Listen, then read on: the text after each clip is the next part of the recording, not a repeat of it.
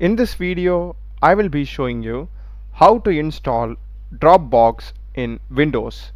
So let's get started. First thing, just search for Dropbox download. We'll be having the official link dropbox.com install. Click it. Here we are having the install option. Select this. We can directly sign in over here or click on skip. The download will be getting started. It is around 10 MB in size, so just open it. So we will be getting welcome to Dropbox. You can sign in with your existing account or create a new account. It will redirect you to the browser and there you need to sign in, and we'll be getting the welcome interface like this.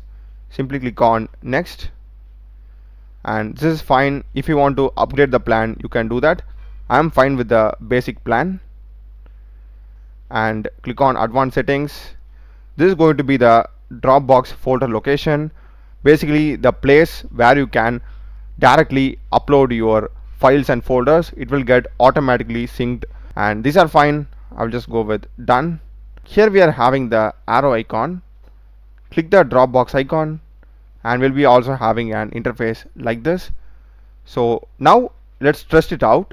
Here I'm having a test file. Okay, I will just cut this, go inside my Dropbox folder and just put it over here. That's it.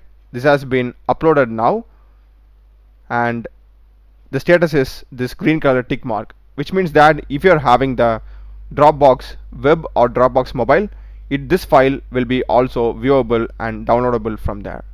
So now I will just go to my Dropbox website, and as you can see, we are having the test file which we just dropped inside this folder.